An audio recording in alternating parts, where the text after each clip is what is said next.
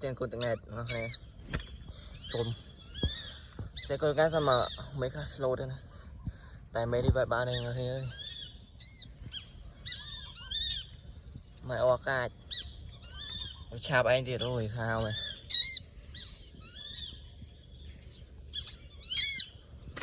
cũng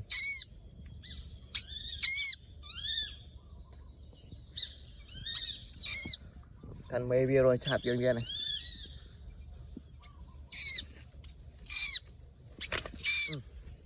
ôi lấy rồi thằng phơi phơi cần mấy cái cài cô này